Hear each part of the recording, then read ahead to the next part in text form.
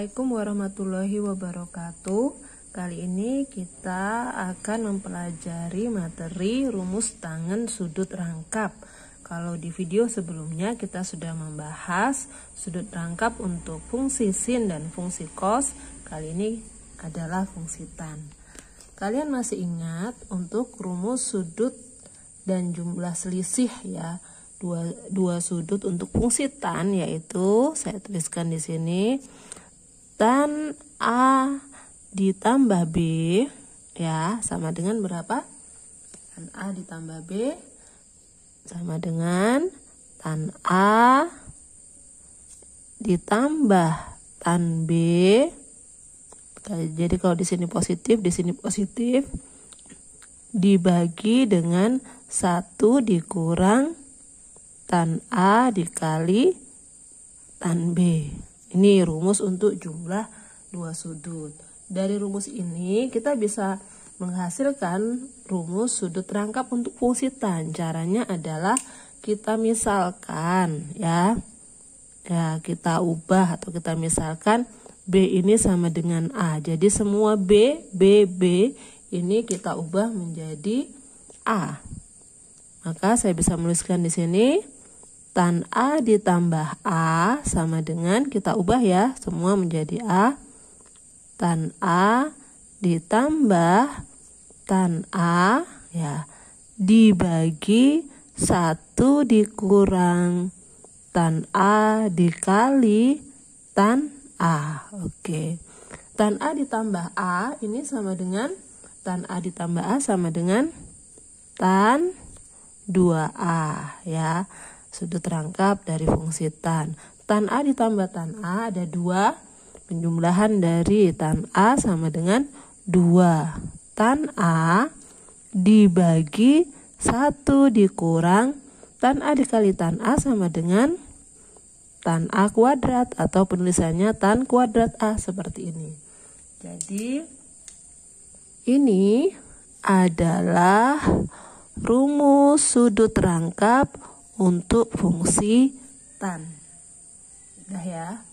Kita langsung ke contoh. Contoh soal yang pertama, jika sin sama dengan 4/5, maka nilai tan 2A adalah, oke, saya tuliskan dulu tadi untuk rumus yang sudah kita dapatkan bahwa tan 2A rumusnya adalah 2 kali tan A dibagi 1 dikurang tan A kuadrat. Seperti ini ya. Nah, sekarang kita perhatikan di rumus ini apakah ada sin.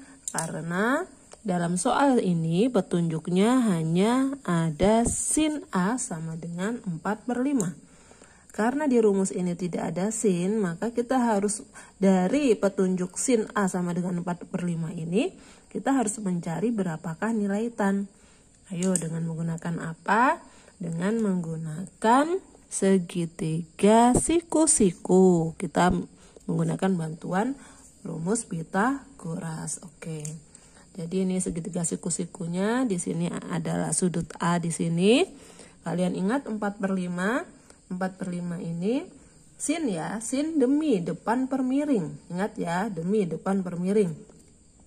Sehingga dari sini, dari sudut ini mana yang di depan? Yang di depan ini 4. Miringnya yang mana? Ini ya 5.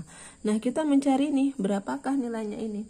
Nah, kita anggap misalnya ini adalah X ya, X. Berapa nilai X? Ya, nilai X, ingat nilai X kita bisa cari dengan rumus Pythagoras. X kuadrat sama dengan sisi miring kuadrat dikurangi sisi tegaknya. 4 kuadrat dari sisi tegaknya. Berarti berapa di sini? 25 dikurang 16 sama dengan 9. Berarti X-nya sama dengan akar dari 9 sama dengan berapa? Sama dengan 3. Sehingga dari ini kita bisa mencari nilai tan-nya ya. Tan A demi sami di desa D depan per samping desa. Oke. Jadi depannya berapa? 4. Sampingnya berapa? 3 X-nya yang kita cari tadi. Berarti tan A ini adalah 4/3. Oke, udah dapat ya. Nah, kita bisa masukkan ke dalam rumus ini. Kita selesaikan. Jadi, nilai tan dari tan 2A-nya ya, 2 kali tan A. 2 dikali tan A. 2 dikali berapa di sini? 4/3. Dibagi 1 dikurang tan kuadrat tan A kuadrat. Berarti kita seperti ini, 4/3 dipangkatkan 2. Seperti ini ya. Sama dengan, kita kalikan 2 dikali 4 berapa? 8/3. Oke. Bagikan yang bawahnya bagaimana? Kita pangkatkan 2 ya, yang dalam kurung ini dulu. 1 dikurangi 4 dipangkat 2 berapa? 16. 3 pangkat 2 berapa? 9. Perhatikan ini, kita harus samakan penyebutnya. 1 dikurang 16 dibagi 9. Bagaimana cara menyamakan penyebutnya? Karena di sini angka 1, kita lihat penyebutnya ini. Penyebutnya kawannya adalah 9 ya. 9 berarti 1 ini bisa kita ubah menjadi 9/9 ya. Saya tulis di sini dulu 8/3 dibagi 9/9 ya, dikurangi 16/9. 9 dikurang 16 berapa? Ya, 7 ya. Jadi kita bisa tulis di sini sama dengan ya, saya ubah bentuknya menjadi seperti ini. Jadi pembagiannya saya pakai pembagian seperti ini saja ya. 9 dikurang 16 berapa? Negatif 7 dibagi 9 ya. Oke. Kemudian pembagian ini bisa kita ubah menjadi perkalian ya, menjadi perkalian dengan cara yang sebelah kanan kita, dengan catatan yang sebelah kanan kita balik. Jadi sama dengan 8/3 dikali 9/-7. Nah, ini bisa kita coret ya. Kita bisa coret karena 9 dibagi 3 berapa hasilnya? 3 di atas. Sama dengan berarti 8 dikali 3 sama dengan berapa? 8 dikali 3 sama dengan 24/-7. Oke. Sampai di sini apakah bisa kita sederhanakan? Bisa ya. Kita bisa sederhanakan menjadi sama dengan 3 negatif 3 ya, karena saya negatif 3 3/7. Ya, inilah jawabannya. Contoh soal yang kedua. Jika cos X sama dengan negatif 7/25 dan sudut X antara 180 derajat sampai dengan 270 derajat, berarti ini menandakan ada di kuadran berapa? Di kuadran 3 ya. Maka nilai tan 2X adalah, oke.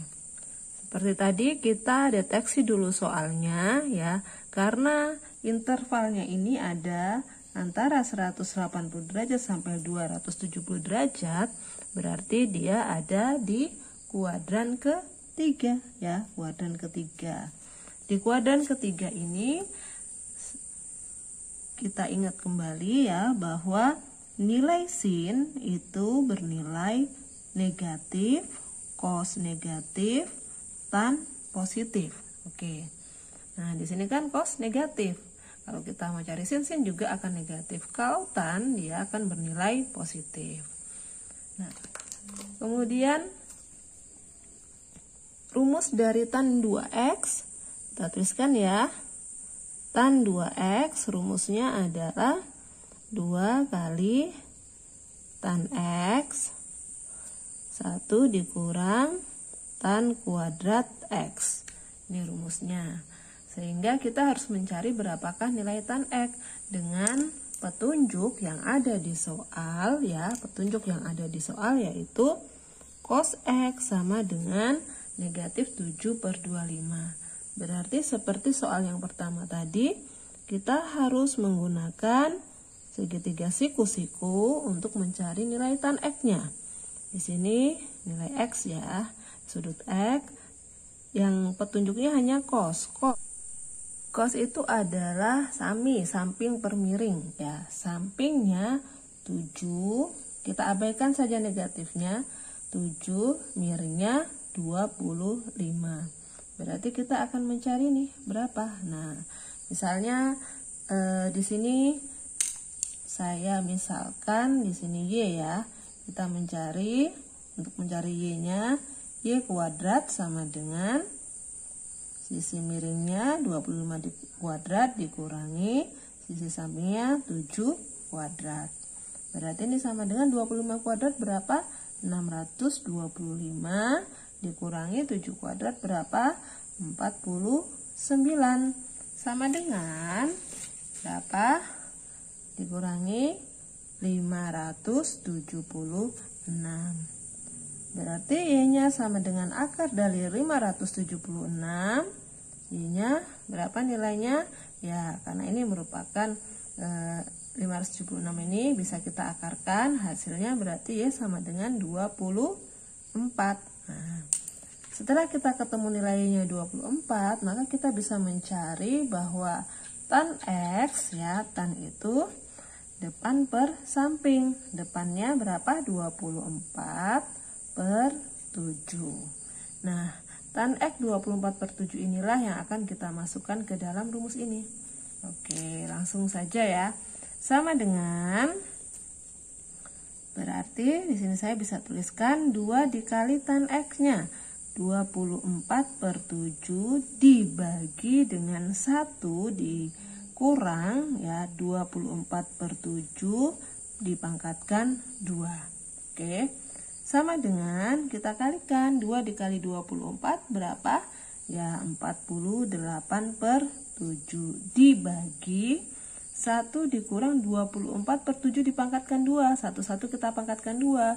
24 pangkat 2 berapa? Hasilnya 576 sama yang ini tadi 576 dibagi 7 dipangkat 2 berapa? Sama dengan 49. Oke. Sama dengan 1 ya, di sini kita samakan penyebut. Nah, mudah sekali kalau ada angka 1 di sini, tinggal kita lihat penyebutnya yang kawannya ini ya 49, berarti di sini menjadi 49/49. Saya tuliskan 48/7 ya dibagi ini, maaf ini sama dengannya di sini ya.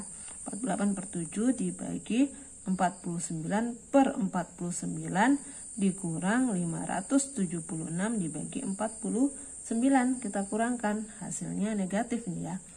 Oke, di sini saya akan mengerjakan di sebelah sini lagi. Kita naikkan ke atas di sini sama dengan saya menuliskan dengan pembagian yang seperti ini saja.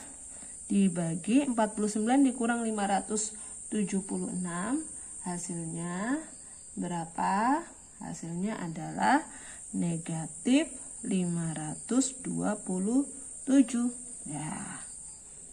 Dibagi dengan 49.